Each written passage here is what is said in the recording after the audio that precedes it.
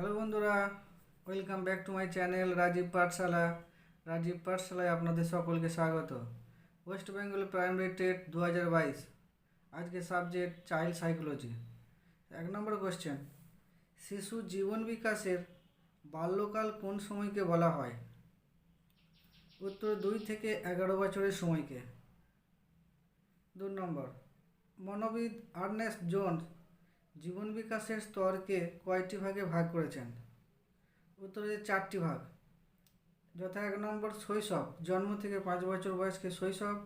2 নম্বর বাল্য, 5 বছর থেকে 12 বছর বয়সকে বাল্যকাল। 3 নম্বর হচ্ছে যৌবনগম, 12 বছর থেকে 18 বছর বয়সকে। এবং 4 নম্বর প্রাপ্তবয়স্ক, 18 বছরের পর বয়সকে প্রাপ্তবয়স্ক বলে। 3 নম্বর, শিশুর বাবলিং স্তর কোনটি? 4 মাস বয়সের কাছাকাছি সময় শিশুর বাবলিং করে, অর্থাৎ 4 মাস বয়সের পর থেকে শিশুর যে স্তর, সেই স্তরটা হচ্ছে বাবলিং স্তর। 4 নম্বর, প্রজ্ঞামূলক বিকাশ তত্ত্বের জনককে? উত্তর হবে জ্ঞা পিয়াজে। জ্ঞা পিয়াজে প্রজ্ঞামূলক বিকাশ তত্ত্বের জনক। 5 নম্বর, পিয়াজে তার তত্ত্বে জ্ঞানার্জনমূলক বিকাশের কয়টি স্তরের কথা বলেছেন? উত্তর 4টি। 6 নম্বর, কোহলবার্গের নৈতিক বিকাশ তত্ত্বে কয়টি পর্যায় রয়েছে? যথা 3টি। উত্তর হচ্ছে 3টি, যথা প্রাক সংস্কারমূলক পর্যায়, 2 নম্বর সংস্কার প্রভাবিত পর্যায়, 3 নম্বর সংস্কার মুক্ত পর্যায়। 7 number question, to build a nation build a school কে বলেছেন? ডক্টর অমর্ত্য সেন, নোবেল বিজয়ী ডক্টর অমর্ত্য সেন।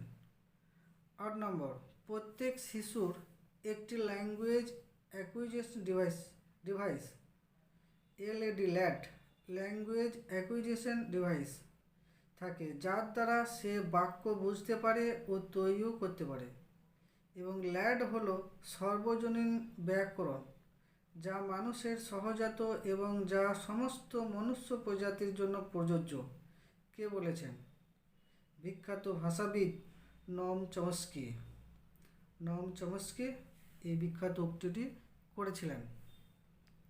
নেক্সট, 9 নম্বর, পঞ্চ উপাদান তত্ত্বের প্রবক্তাকে? বিগ 5 ফ্যাক্টর মডেল, এটাকে ওশেন মডেলও বলে। কোস্টা ম্যাকক্রেক প্রমুখ ব্যক্তিগণ। কোস্টা ম্যাকক্রেক প্রমুখ ব্যক্তিগণ এরা একত্রে এই পঞ্চ উপাদান তত্ত্বটি দিয়েছিলেন। নেক্সট 10 নম্বর কোশ্চেন, পেশোনা কি? What is motivation? মোটিভেশন হচ্ছে something that drives people to do what they do. অর্থাৎ পেশোনা হলো এমন কিছু যা কোনো কাজকে উৎসাহিত বা তাড়িত করে, যা সেই ব্যক্তি করে বা করতে চায়। নেক্সট 11 নম্বর কোশ্চেন, পেশোনা তত্ত্বের জনক কে? পেশোনা তত্ত্বের জনক হলেন ওয়াইনার। ওয়াইনার পেশোনা তত্ত্ব দিয়েছিলেন। নেক্সট 12 নম্বর কোশ্চেন, বার্নার্ড ওয়াইনারের পেশোনার তত্ত্বটি কী নামে পরিচিত? উত্তর হচ্ছে অ্যাট্রিবিউশন থিওরি অফ মোটিভেশন, কারণ নির্দেশক তত্ত্ব নামে পরিচিত। 13 নম্বর, মনোযোগের নির্ধারক বা শর্তগুলি কী কী? উত্তর 2 ভাগে ভাগ করা হয়। মনোযোগের শর্তগুলিকে 2 ভাগে ভাগ করা হয়, যথা আভ্যন্তরীণ বা ব্যক্তি সাপেক্ষ এবং বাহ্যিক বা ব্যক্তি নিরপেক্ষ, এই 2টি শর্ত। 14 নম্বর, আইকিউ এর পূরক নাম কি? ইন্টেলিজেন্ট কোশিয়েন্ট। ইন্টেলিজেন্ট কোশিয়েন্ট। নেক্সট 15 নম্বর কোশ্চেন, বুদ্ধির বহু উপাদান তত্ত্বের প্রবক্তা কে? বুদ্ধির বহু উপাদান তত্ত্বের প্রবক্তা কে? আমেরিকার মনোবিদ এল.টি. থার্স্টন। আমেরিকার মনোবিদ এল.টি. থার্স্টন। 16 নম্বর কোশ্চেন, নৈতিক বিকাশ তত্ত্বের প্রবক্তা কে? নৈতিক বিকাশ তত্ত্বের প্রবক্তা হলেন লরেন্স কোহলবার্গ। লরেন্স কোহলবার্গ হলেন নৈতিক বিকাশ তত্ত্বের প্রবক্তা। Next 17 number, trial and error learning পদ্ধতি কার মতবাদ?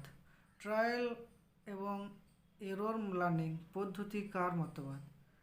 বিখ্যাত আচরণবাদী মনোবিদ থর্নডাইকের মতবাদ। 18 নম্বর, কুকুরের ওপর কোন বিজ্ঞানী পরীক্ষা করেছিলেন? বিজ্ঞানী প্যাভলভ। 19 নম্বর, গেস্টাল শব্দের অর্থ কী? গেস্টাল শব্দের অর্থ প্যাটার্ন বা অবয়ব। 20 নম্বর, শিল্পাঞ্জি নিয়ে কোন মনোবিজ্ঞানী পরীক্ষা করেছিলেন? উত্তর কোহলবার্গ। 21 নম্বর কোশ্চেন, বুদ্ধির দ্বি-উপাদান তত্ত্বের প্রবক্তা কে? বিজ্ঞানী স্পিয়ারম্যান। স্পিয়ারম্যান বুদ্ধির দ্বি-উপাদান তত্ত্বের প্রবক্তা। নেক্সট 22 নম্বর কোশ্চেন, যে শিশুদের বুদ্ধাঙ্ক 20 থেকে 25-এর নিচে, তাদের প্রকৃতি কীরকম? অতি তীব্র প্রতিবন্ধকতা। আইকিউ 20 থেকে 25-এর নিচে হলে তাদের প্রকৃতি হবে অতি তীব্র প্রতিবন্ধকতা।